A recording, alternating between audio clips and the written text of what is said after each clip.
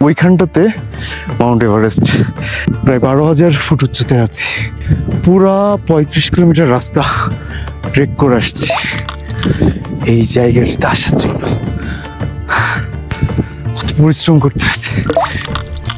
আকাশ, পৃথিবী, গাছ, ছোট্ট পতঙ্গ, পাহাড়চূড়া, নদীর বয়ে চলা কিংবা সুবিশাল সমুদ্র, এগুলো হলো আমাদের সবচেয়ে বড় শিক্ষক, কারণ তারা বইয়ের বাইরেও জীবন সম্পর্কে অনেক জ্ঞান অর্জনের সুযোগ করে দেয়। সত্যটা হচ্ছে, জীবন হলো একটা পাহাড়ের মতো। আপনি নিজের জীবনে সময় বিশেষেও নিচে নামতে পারেন, আবার উপরে উঠতে পারেন। যদি পাহাড় ভ্রমণ করেন তাহলে অবশ্যই পাহাড়ের মেঘ, দূর থেকে নেমে আসা বৃষ্টির শব্দ, জুম চাষ, লতা ফুলের গন্ধে আপনার মন মুগ্ধ হয়ে যাবে। সকালে সূর্য পাহাড়কে যে উষ্ণ অভ্যর্থনা দেয় তা সত্যি দেখতে অসাধারণ লাগে। তাই ভিন্ন রকম এক দার্জিলিং দেখতে সাম্প্রতিক সময়ে ঘুরে আসা সান্দাকফুর ফুটেজ নিয়ে ধারাবাহিক আয়োজনের আজ থাকছে এই যাত্রার সবচেয়ে রোমাঞ্চকর জার্নির গল্প। তো কালিপক্ষি তো ঘোরাঘুরি শেষ হলো, এখন আমরা যাচ্ছি সান্দাকফু। সান্দাকফু উচ্চতা কত? সান্দাকফু 3858 না, ফুট। ফুটে ওই 12,500। 7 কিলোমিটার ট্রেকিংয়ের রাস্তা ধরে আমরা হেঁটে যাচ্ছি এবং এই পুরাটাই হচ্ছে খাড়ার রাস্তা। প্রথম দিন তো আমরা গুরদুম থেকে তুমলিংয়ে আসলাম, ওটার ডিস্টেন্স ছিল 10 কিলোমিটার অ্যারাউন্ড। তুমলিং থেকে কালিপক্ষি আসলাম পুরো 18 কিলোমিটার ট্রেক করে। আর আজকে কালিপক্ষি থেকে আমরা যাচ্ছি সান্দাকফু। আর সান্দাকফু হয়তো নাইট স্টে করবো না, আমরা করবো নেপালের আলে নাইট স্টে করবো। তো চলেন দেখতে থাকি কি দেখা যায় রাস্তায়। আজকে এই ট্রেকের চতুর্থ দিন। ইতিমধ্যে জেনে গিয়েছেন আজকের ট্রেকটাই সবচেয়ে কঠিন, কারণ পথিমধ্যে অসম্ভব খাড়া পাহাড় বেয়ে ওঠা ছাড়াও বৈরী আবহাওয়া, উচ্চতার জন্য শ্বাসকষ্ট এবং আরও বেশ কিছু সমস্যার সম্মুখীন হতে হবে।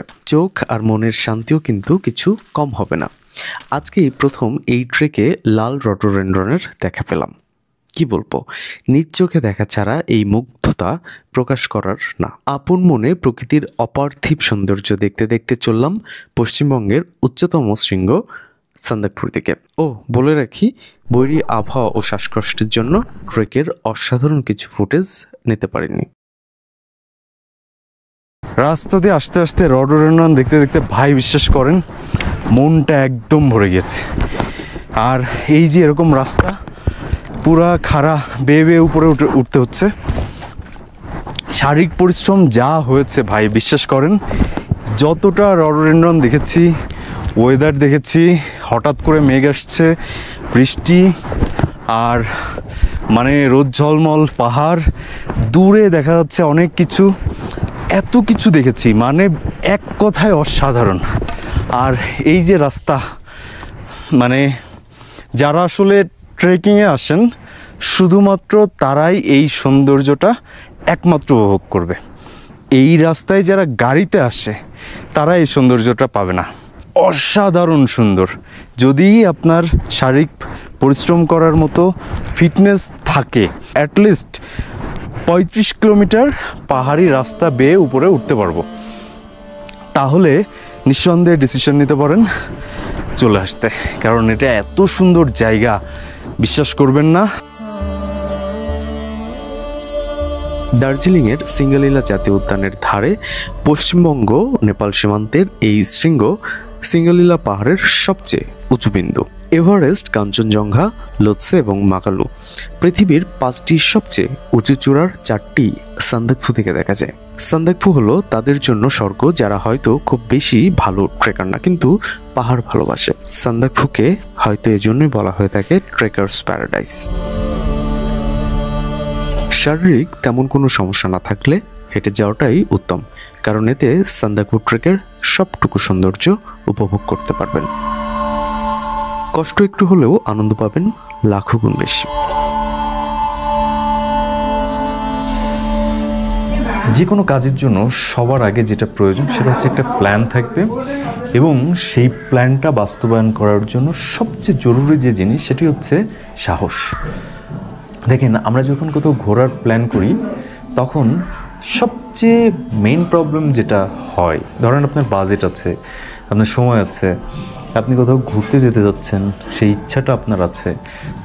প্রবলেম যেটা দাঁড়ায় সেটা হচ্ছে আমরা যে ঘুরতে যেতে চাই, যাদের সাথে যেতে চাই, অর্থাৎ ফ্রেন্ডস, ফ্যামিলি, হয়তো সবার সাথে টাইম আমরা একসাথে মিলে উঠতে পারি না, এবং তার ফলে যেটা হয় আমরা কিন্তু ওই প্ল্যান অনুযায়ী, অর্থাৎ এই যে একসাথে যাব, সেটা কিন্তু আর হয়ে ওঠে না। এক্ষেত্রে সবচেয়ে বেশি যে জিনিসটি আপনাকে সাহায্য করবে সেটা হচ্ছে সাহস। বিশ্বাস করেন, এটাই আপনাকে নিয়ে যাবে। তো এই মুহূর্তে আমি যে জায়গাটিতে আছি এটা হচ্ছে সান্দাকফু, দার্জিলিং থেকে প্রায় 58 কিলোমিটার দূরে, এবং এখান থেকে মানেভঞ্জনের দূরত্ব প্রায় 35 কিলোমিটার। জায়গাটি হচ্ছে ইন্ডিয়ার দার্জিলিং জেলার অন্তর্গত। এখান থেকে নেপালের খুব সুন্দর একটি জায়গা আছে আলে। যারা ফরেনার বা ফরেন পাসপোর্টধারী ইন্ডিয়াতে ঘুরতে আসছেন তারা কিন্তু আলে চাইলেই যেতে পারবেন না। সান্দাকফু ফল ট্রেকে সিজন ভেদে তাপমাত্রা দিনের বেলা 12 থেকে 20 ডিগ্রি সেলসিয়াস এবং রাতের বেলা -5 থেকে 5 ডিগ্রি সেলসিয়াস পর্যন্ত হতে পারে। তাপমাত্রার সাথে প্রচণ্ড বাতাস এই ট্রেকের আরেকটি চ্যালেঞ্জ, তাই জামা কাপড়ের দিক দিয়ে খুব ভালোভাবে প্রস্তুতি নিয়ে যাওয়া উচিত।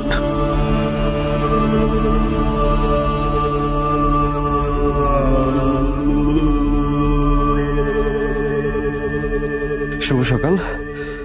আমি এখন আছি নেপালের আলে। এটি হচ্ছে ছোট্ট একটি হিমালয়ান গ্রাম, এখান থেকে মাউন্ট এভারেস্ট দেখা যায়।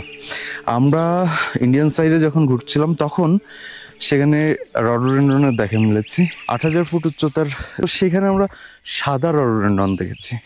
এরপরে যখন আমরা মোটামুটি 10,000 ফুট উচ্চতায় উঠেছি তখন আমরা লাল রডোডেনড্রনের দেখা পেয়েছি, এবং এরপরে আমরা যখন এই নেপালে আসছি প্রায় 12,000 ফুট উচ্চতায়, এইখানে একটা অদ্ভুত রকম রডোডেনড্রনের দেখা পেয়েছি, পিঙ্ক কালারের রডোডেনড্রনের দেখা পেয়েছি। এবং এই রডোডেনড্রনের দেখা পেতে আমাকে বেশ খানিকটা নিচে নামতে হচ্ছে। আর এই যে দেখেন কাটা একদম, এই দেখেন। বলে রাখি, সান্দাকফু কিন্তু এই মাসের 15 তারিখ থেকে টুরিস্টদের জন্য আবার খুলে যাচ্ছে। প্রচণ্ড বৃষ্টিপাতের জন্য জুন 15 হতে সেপ্টেম্বর 15 অফ থাকে। তবে ক্রিস্টাল ক্লিয়ার ভিউ পাওয়ার জন্য অক্টোবর থেকে নভেম্বর মাস সব থেকে ভালো সময়। এ সময় কাঞ্চনজঙ্ঘাও ভালোভাবে দেখা যায়।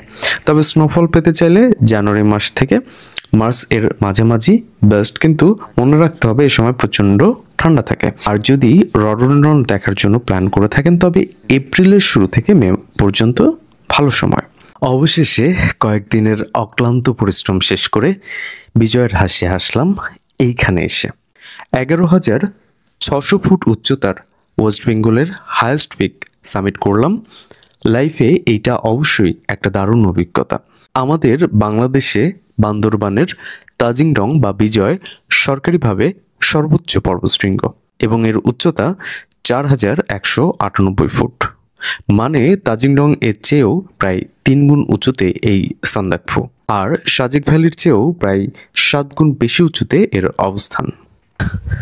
আকাশের যে মেঘটা নেমে আসছে।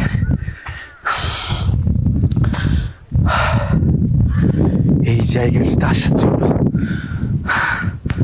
কত পরিশ্রম করতে হয়েছে। পুরা 35 কিলোমিটার রাস্তা ট্রেক করে আসছি।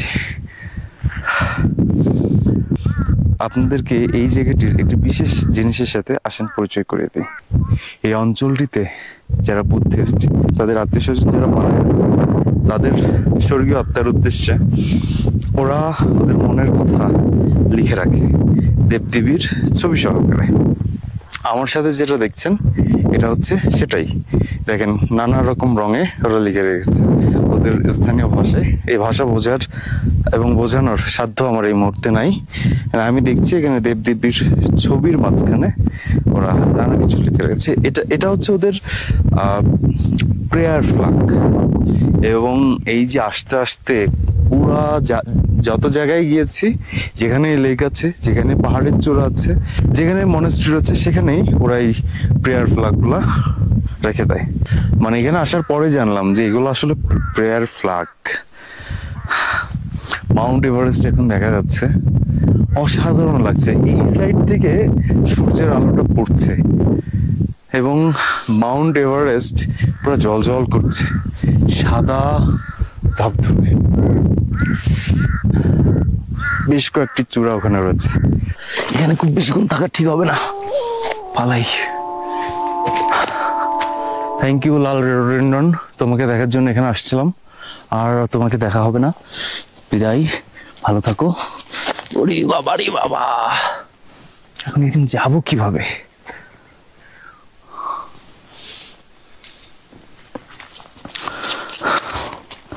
আর একটা ফুল ছিলাম, এখন এখান থেকে পালাই। কাজ যেতে দিচ্ছে না।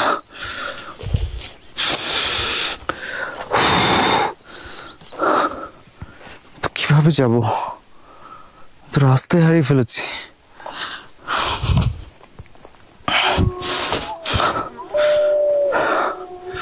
রডোডেনড্রন দেখার জন্য অনেক খাদে নেমে আসছিলাম, ভয় পাচ্ছিলাম না, কিন্তু এখন তো ভয় লাগছে, কারণ এই অঞ্চলটিতে হিমালয়ান রেড পান্ডা রয়েছে। মার্চে আসলে আপনি লাল রডোডেনড্রনের দেখা একটু বেশি পাবেন, এপ্রিলেও কিছুটা পাওয়া যায়, আর মেতে যদি আসেন সেক্ষেত্রে সাদা রডোডেনড্রনের দেখা বেশি পাবেন।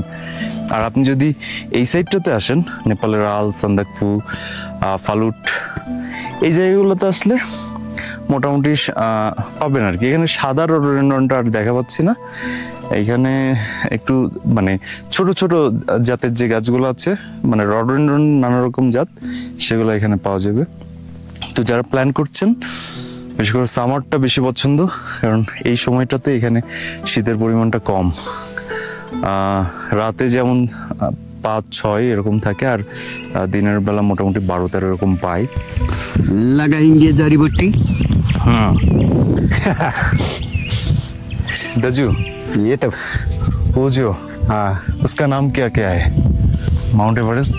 माउंट एवरेस्ट है इस तरफ है। माउंट एवरेस्ट इस तरफ से। ये थोड़ा थोड़ा बाद वो एक बड़ा बड़ा पीक दिख रहा है ना इस साइड में, हाँ हाँ, ये रेंज पड़ेगा एवरेस्ट का। ये जी हाँ, पूराटा। तो ये आएगा आपका कंचनजंगा रेंज। कांचनजंगा रेंज पूरा ही तो कंचनजंगा रेंज है। हाँ, वो जो Kanchenjunga top peak, top peak Kanchenjunga पूरा मेघ है। मेघ है। हाँ, वो नीचे का एक पहाड़ है काबरूडम। काबरूडोंग, काबरूडम इधर का साउथ नॉर्थ। South north. और वो ये आएगा पांडिम। पांडिम का पीछे फिर एक गोल पहाड़ दिख रहा है ना, एकदम पांडिम। सादा। पांडिम का पीछे शिम्बू, और इसको बोलते हैं पांडिम में काला पीक। और मास खाने एक छोटो पीक दिख रहा है, हाथी के सूट जैसे छोटो कालो, ये नरसिंह। लास्ट का तेंजिंग खान। और इस तरफ आएगा ये सिनालचू। सिनालचू पूरा नेपाल से? नहीं, ये सिक्किम आएगा। सिक्किम? सिक्किम, ये कंचनजंगा सिक्किम। सिक्किम, ये एवरेस्ट है नेपाल। इधर नेपाल। नेपाल अभी ये हम लोग तो अभी नेपाल के अंदर में, ये वैली पूरे नेपाल है नीचे तक, पूरा नेपाल। नेपाल। ये टॉप है छिंतापुर। कोई लोग नहीं, पूरे ग्राम है तो नीचे গ্রাম। গতকাল যখন রাত 3টা বাজে ঘুম ভেঙেছিল, রাতে তো মেঘ ছিল বলে আমরা কিছু দেখতে পারি না, ভাবলাম যে কিছু দেখতে পারবো, মানে এত অসাধারণ লাগছিল। আমি ক্যামেরায় ভিডিও করার চেষ্টা করছিলাম, কিন্তু ওই ক্যাপচার, ওই ফুটেজ আসবে না। যেটা দেখছিলাম যে পুরা আকাশ তারা ভরা, আর এই যে এই সাইড দিয়ে পুরা লাইট গ্রাম, মানে মনে হচ্ছে আকাশেও তারা, নিচেও তারা, এত সুন্দর লাগছিল, একদম অসাধারণ লাগছিল। সান্দাকফু ট্রেকের খরচ, কিভাবে যাবেন, কোথায় থাকবেন, গাইড, পারমিট সহ যাবতীয় তথ্য প্রয়োজন হলে কমেন্টে জানাবেন। প্রয়োজনে আরেকটা ভিডিওতে বিস্তারিত বলবো। আজকে আমরা 14 কিলোমিটার ট্রেক করে, এতদিন কিন্তু আমরা খাড়া উঠেছি, আজকে হচ্ছে আমাদেরকে অগ্নি পরীক্ষা, আজকে নামতে হবে। আমরা কিন্তু আর ব্যাক যাচ্ছি না ওই সাইডে, ওই রুটে। আমরা হচ্ছে 14 কিলোমিটার একদম নিচে নেমে যাব, নিচে নেমে দেন হচ্ছে গো, মানে আমাদের ট্রেক শেষ হয়ে যাবে। এই 14 কিলোমিটার যদি করতে পারি, 35 আর 14 আমরা 51 কিলোমিটারের ট্রেক করলাম। আর যদি ফালুট যেতাম সান্দাকফু, তাহলে এর সাথে আরো অ্যাড হতো, তাহলে টোটাল আমাদের ট্রেকিং এর হয়ে যেত কত, 76 किलोमीटर। हाँ एरोप्लेन जा रहे तू देखा वाइट नेपाल हाँ काठमांडू से नेपाल जा रहे। वो एयरपोर्ट बड़ा खतरनाक है। कितना हाइट में है ये জানো ওখানে কাঠমান্ডুর যে এয়ারপোর্টটা এর একটা টার্ন নিতে হয়। যখন টার্ন পাইলট জানে না এই রানওয়ে কোথায়, রানওয়ে দেখা যায় না। হ্যাঁ টার্ন নিয়ে গিয়ে যখন টার্নটা ফুল নিল তারপরে ইয়েটা দেখা যায়, কি বলে রানওয়েটা দেখা যায়, তার আগে দেখাই যায়। আমাদের একটা ইউএস বাংলার একটা এয়ারলাইন্স তো ক্র্যাশ করছে এইভাবেই। তাহলে তো রিসেন্টলি এটা ভেঙে পড়লো বাড়ি। নেপালে তো প্রায় দুর্ঘটনা ঘটে, প্রায় থেকে ডেঞ্জারাস এয়ারপোর্ট। कितना তোরা কেটে কুটে একটু মানে সমতল করে নিতে পারো না? হিমালয় কেটে मेरा साथ में आप ट्रैक किया तो कैसे लगा? অসাধারণ, একদম ওটাই আমি আমার চ্যানেলে সবাইকে বলছিলাম যে দাওয়া দাজু অসাধারণ। কেউ যদি আসে এবং দাওয়া দাজুকে খুঁজে দাওয়া দাজুকে কল করে, ঠিক আছে, দাওয়া দাজু মানে যে সাপোর্টটা দিবে আমাদের যেটা দিচ্ছে সেটাই দিবে एकदम। दादा दाजू अच्छा जी, आपका नंबर बोलिए। मेरा नंबर 9779554135 এটা হচ্ছে ইন্ডিয়ান নাম্বার, इंडियन नंबर আপনাকে পাবে গুরদুমে। गुरदुम। হ্যাঁ, তার মানে কেউ যদি ধরেন বাংলাদেশ থেকে যখন আসবেন আপনাকে তো অবশ্যই শিলিগুড়ি হয়ে আসতে হবে। আপনি যে দিক থেকে আসেন শিলিগুড়ি আসবেন, শিলিগুড়ি থেকে দার্জিলিং মোড় মাত্র 1 কিলোমিটারের ডিস্টেন্স। শিলিগুড়ি থেকে দার্জিলিং মোড়ে এসে আপনি হচ্ছে গিয়ে সুখিয়ার যে মানে শেয়ার যে জিপগুলো সেগুলো পেয়ে যাবেন। ইধার शहर गुलो দার্জিলিং মোড় থেকে সুখিয়া কিতনা রুপি ভাড়া? दार्जिलिंग से सुखिया ऐसे 250-300 रुपये, 250 বা 300 রুপিতে আপনি সুখিয়া চলে আসতে পারবেন। माने तक 300 माने बन 300 में आया था। হ্যাঁ, মানেভঞ্জন 300। আর সুখিয়া থেকে আপনি যদি গুরদুমে আসেন, ওনার যে হোম স্টেটা রয়েছে সেটাতে আসেন, তাহলে ওখানে 70 রুপি মতো লাগবে। দাজু आपका होम स्टे का नाम क्या है? Bomjan home stay. Bomjan home stay. দাজুর হোম স্টের নাম হচ্ছে বমজান হোম স্টে।